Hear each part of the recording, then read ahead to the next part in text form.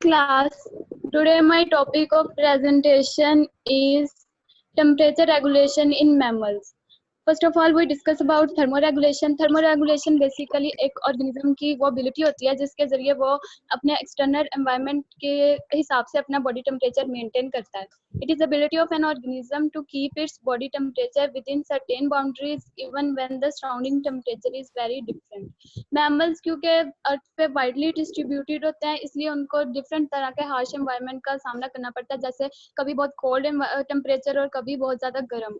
Heat producing mechanism को mammal में दो कैटेगरीज में डिवाइड किया गया है। एक है शिवरिंग थर्मोजेनेसिस और दूसरी है नॉन शिवरिंग थर्मोजेनेसिस।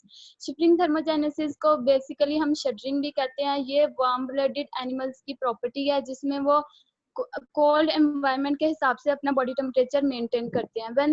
जब उनका कोर बॉडी टेम्परेचर डिक्रीज हो जाता है तब शिवरिंग रिफ्लेक्स एक पैदा होती है जिससे होमोस्टेसिस मेंटेन करने में हेल्प होती है। स्केलेटन मसल शेक करने लगते हैं और इस तरह की स्मॉल मूवमेंट्स प्रोड्यूस होती हैं जिससे हीट पैदा होती है और फिर ऑर्गेनिज्म उस हीट को अपनी बॉडी को इंसुलेट करने के लिए इस्तेमाल करते हैं। और नॉन शिवरिंग थर्मोजेनेसिस वो होती है जिसमें मस्कुलर एक्टिविटी इन्वॉल्व नहीं होती। इसमें ऑर्गेनिज्म अपने मेटाबॉलिक सिस्टम इंक्रीज कर लेता है। It occurs mainly through metabolism in brown fats and to lesser degree also in skeleton muscles, liver, brain and white fat. और मोस्टली ऑर्गेनिजम्स मैमल्स उन्होंने अपनी स्किन के नीचे फैटी लेयर बनाई होती है जिसको पीलेज कहते हैं, जिसके जरिए वो हीट को स्टोर करते हैं। और जिन और मैमल्स में पीलेज नहीं होती वो अपना एक्सटर्नल टिश्यूज आउटर सरफेस वाले बॉडी टिश्यूज जो होते हैं उनका टेम्परेचर डाउन कर लेते हैं जिससे उनका मैकेनिज्म मेंटेन रहता है।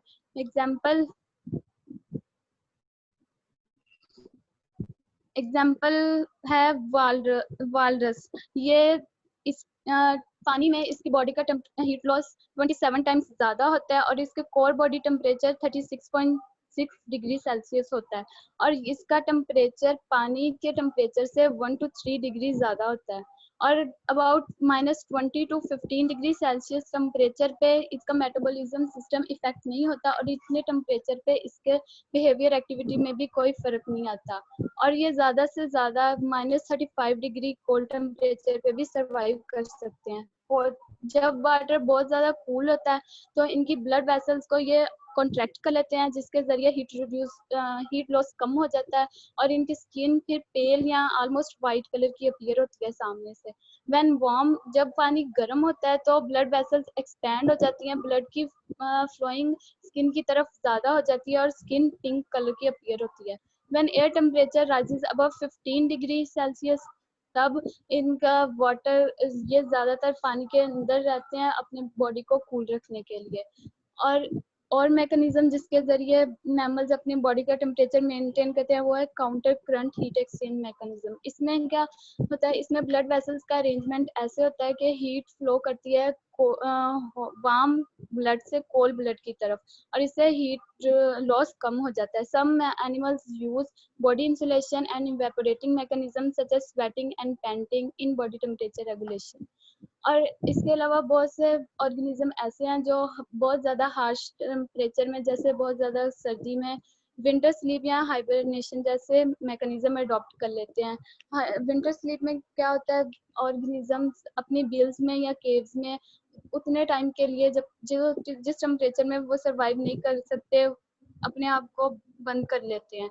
It is characteristic of some mammals such as the bear, raccoon, beggar and hamsters. In contrast to hibernation, winter sleep is characterized by lesser decrease in body temperature and metabolic activity. The sleeping animals can change quickly to energetic activities. Hibernation की निस्बत इसमें body temperature और metabolic activity कम decrease होती है और वो जल्दी activate कर लेते हैं जब उनका एनवायरनमेंट चेंज होता है।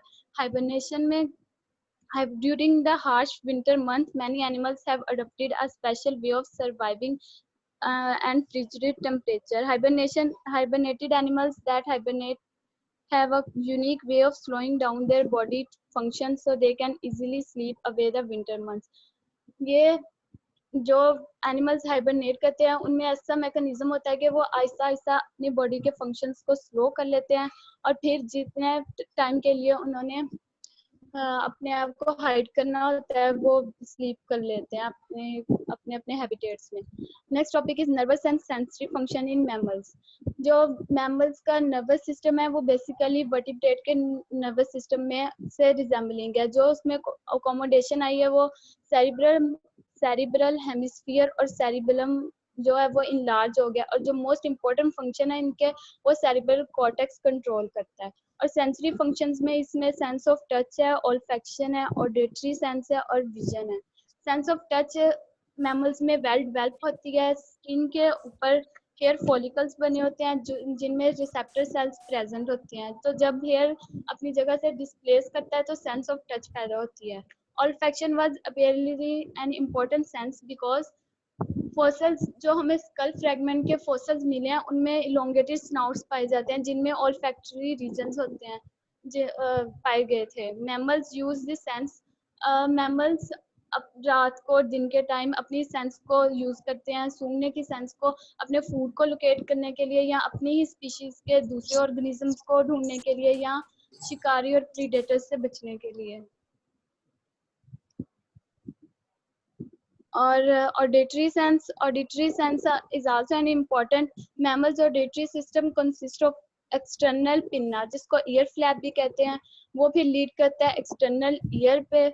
एक्सटर्नल ईयर केनाल लीड करती है टेम्पनम पे। टेम्पनम जो साउंड की वाइब्रेशंस होती है उनको मिडल ईयर में लेकर जाता है। मिडल ईयर में 3 ऑसिकल्स होते हैं, वो 3 ऑसिकल्स वाइब्रेशंस को इनर ईयर में लेकर जाते हैं। और इनर लेयर में सेंसरी पैचेस होते हैं जो लॉन्ग और कोइल्ड होते हैं, उनको कहते हैं कोकली, और उनके अंदर रिसेप्टर सेल पैदा होते हैं। कोकली रिसेप्टर सेल का सरफेस एरिया इंक्रीज करता है जिससे साउंड इफेक्टिवली पहुंच जाता है ब्रेन तक। Vision vision is also an important sense similar to that in vertebrates. accommodation occur by changing the shape of lens। Vertebrates की तरह ही है विजन भी मैमल्स की, लेकिन इसमें चेंज क्या है, लेंस की शेप चेंज हो गई है। कलर विजन मैमल्स में बर्ड्स और रेप्टाइल्स की निस्बत कम वेल डेवलप है। डॉट्स इसमें डोमिनेंट है और रेटिना की निस्बत डोमिनेंट है, और ये स्मॉल होते हैं हाइपोथेसिस के लिए। बहुत से मैमल्स में और प्राइमेट्स और स्क्वायरल्स में ये कलर विजन वेल डेवलप होती है।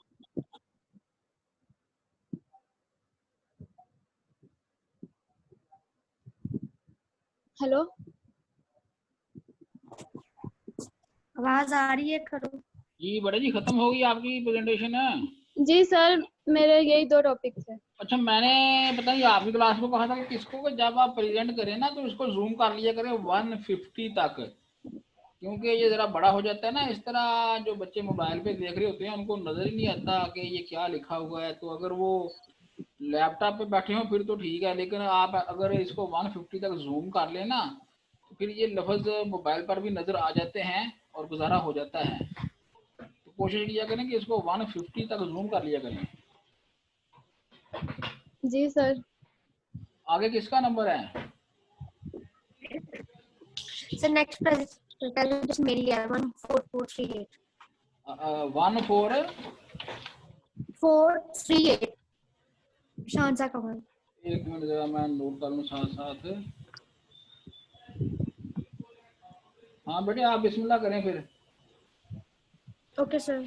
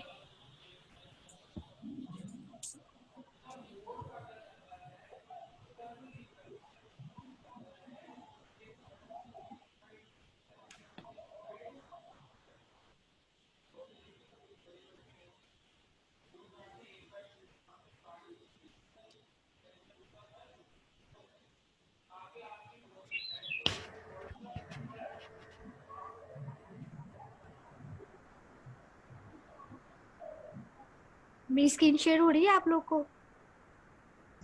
नो नहीं हो रही। नहीं हो रही?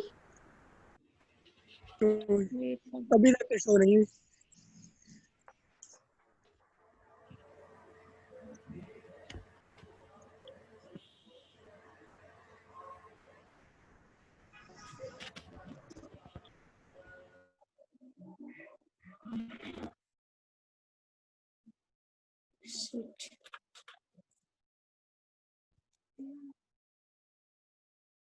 अब हो रही है स्क्रीन शेयर? हाँ जी अब हो रही है। ओके।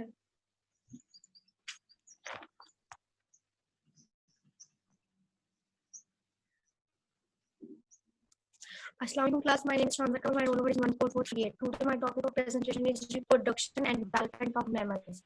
बेटे This is the इसको very इसको जूम कर लेना, 150 तक इसको जूम कर दें, ये बड़ी हो जाएगी।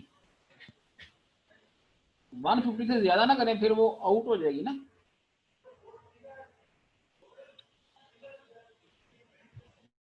सर यहाँ आप लोगों को ठीक दिख रही है? मेरे फोन में यहीं तक मैक्सिमम हो रही है। चलो ठीक है ठीक है। सर मोबाइल में ये नहीं होनी। चलो ठीक है। Reproduction and development of mammals. Mammals में सबसे ज्यादा कॉम्प्लेक्स रिप्रोडक्शन और डेवलपमेंट होती है बाकी सब क्लासेस के निस्बत। इसमें जो मेन पॉइंट्स आते हैं, first point is viviparity. Viviparous are those animals which give birth, in which the females take their baby in their body and nourish them. This is the this type of the reproduction is the most expenditure of the energy of the mother, in which the both parents care their young ones after their birth. विवापोरस जो mammals होते हैं वो अपने baby को उनमें female अपनी body के अंदर रखते हैं और उसको वहीं से नरिश किया जाता है उस बेबी को, और आफ्टर बर्थ वो इस बेबी को छोड़ नहीं देते बल्कि उन दोनों पेरेंट्स मिलके उसकी केयर करते हैं। इसमें इसके जो एडवांटेजेस होते हैं उसमें ये होता है कि फॉरन एक जो फीमेल होती है वो दोबारा रिप्रोड्यूस नहीं कर सकती। इसमें पहले वो अपने यंग वंस को एक स्पेसिफिक टाइम इंटरवल तक उसको ग्रो करते हैं, उसके बाद वो उसको करता है। इसमें यूजुअली जो यंग वंस होते हैं वो फीमेल को यूजुअली उसके हार्मोन के अकॉर्डिंग अलाउ इन 1 ईयर। ये सब कुछ जो होता है ये डिपेंड करता है फिजियोलॉजिकल साइकिल में फीमेल के और ओवर फर्टिलिटी में, क्योंकि फर्टिलिटी जो ओवर फर्टिलिटी पे डिपेंड करता है, जिसका मतलब ये है कि female through out the year नहीं कर सकती, कॉपुलेशन नहीं कर सकती। उसके लिए स्पेसिफिक टाइम पीरियड होता है जब उसके ओवम के अंदर फर्टिलिटी का हार्मोन रिलीज हो जाते हैं, एट द दैट टाइम वो फर्टिलाइजेशन करती है।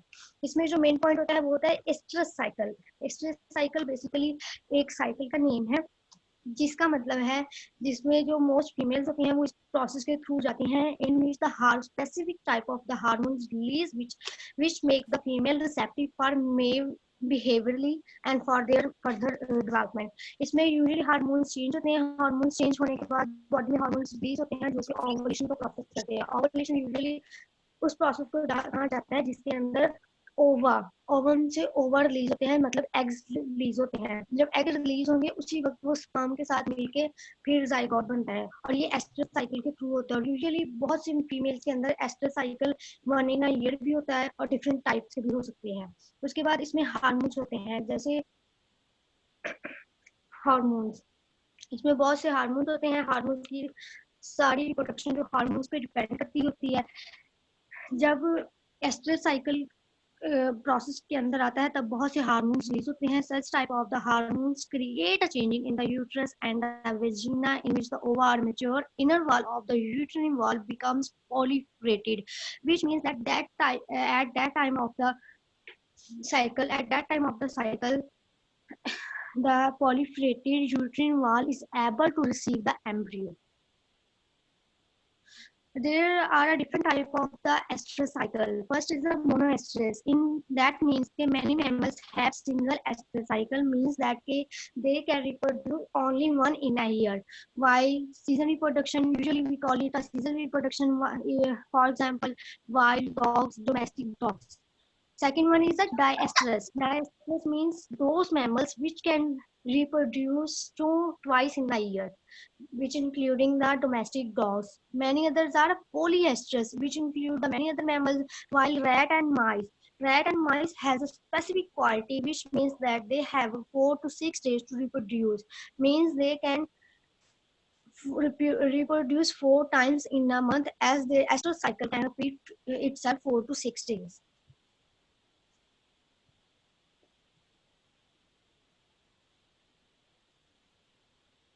Okay.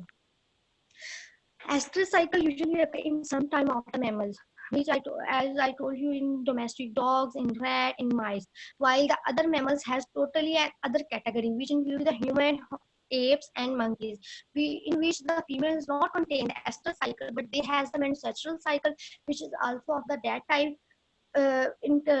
help in reproduction, in which the reproduction occurs within the half or the copulation. Means when there is a copulation occurs, the usually zygote is formed within a 1 hour, while other mammals can delay, in which the female body has ability to take the sperms in its body for 1 to 2 weeks. For example, bats.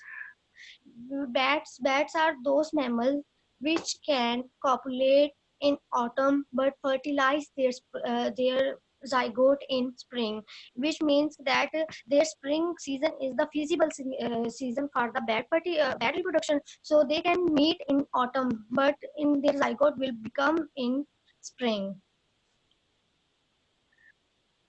As I told you, the some mammals has female has quality to store sperms for their 2 months or more than 2 months. In other mammals, fertilization occurs after copulation. Development may occur.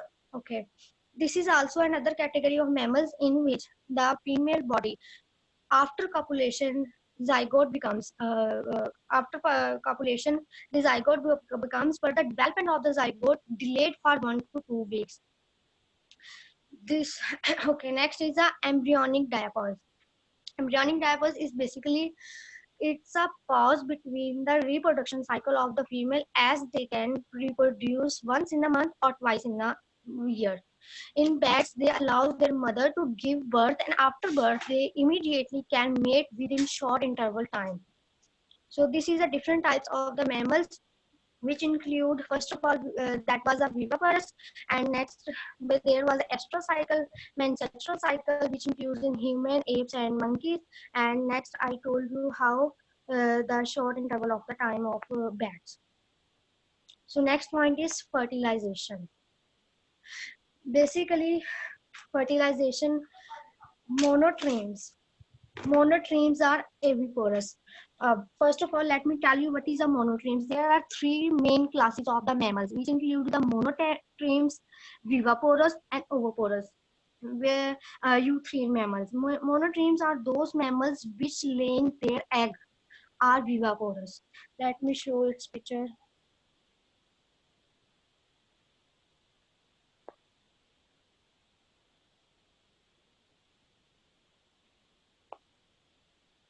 These mammals are the oviparous, in which the female of this mammal contain laying their bird, and the whole nourishment of the baby is continued outside the body. इसमें include होते हैं turtle, crocodile, stock, ducks, ये सब अपने egg को laying करते हैं, उसके कुछ मंथ टाइम के बाद वो एग जो है वो आगे से फर्दर बेबी निकलता है, से हैच आउट होता है.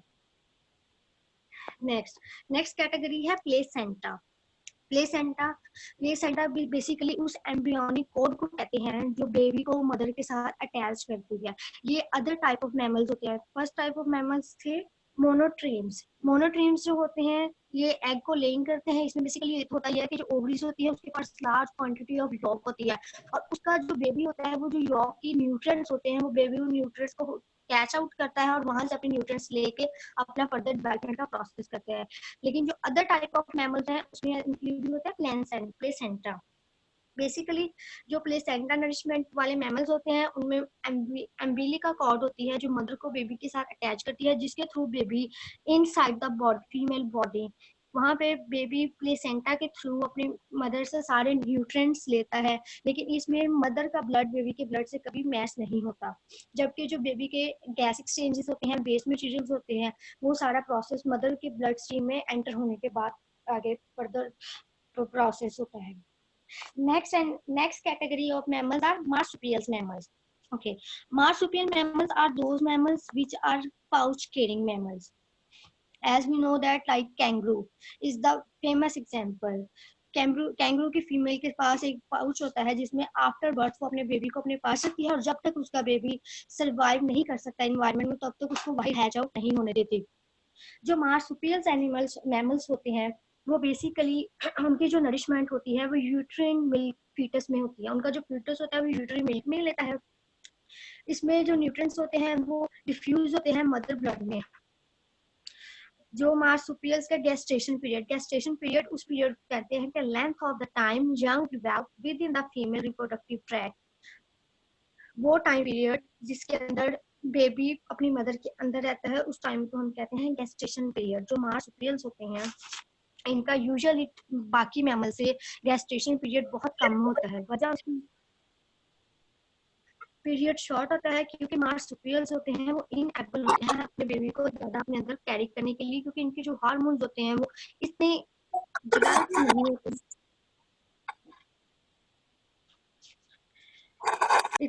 नहीं होते कि वो ज्यादा देर तक यूट्रस में अपने बेबी को कैरी आउट कर सके। जो गेस्टेशन पीरियड इनका है मार्सुपियल्स का है वो 8 to 40 डेज होता है। ये वेरी करता है स्पीशीज टू स्पीशीज।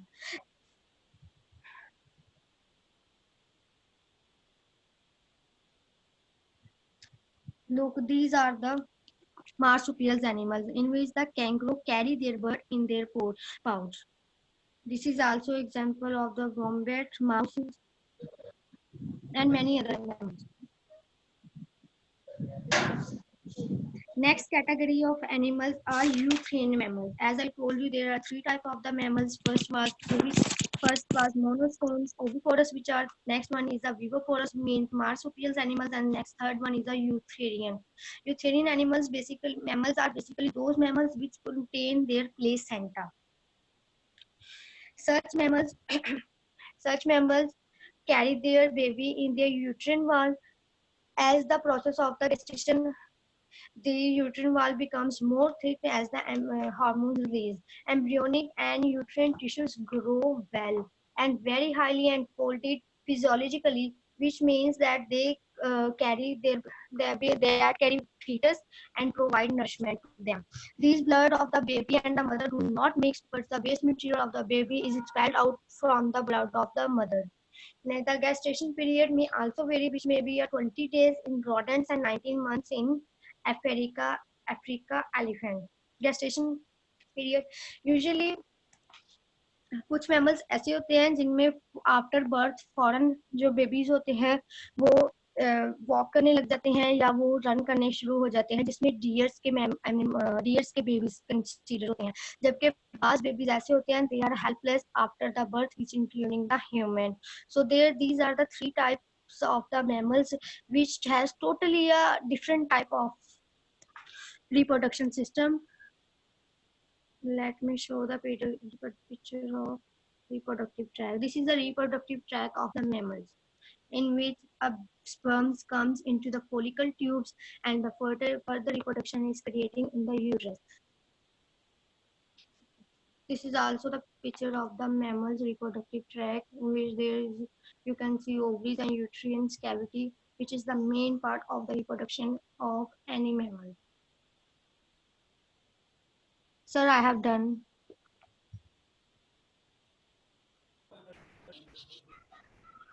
ठीक है बेटा जी, ठीक है।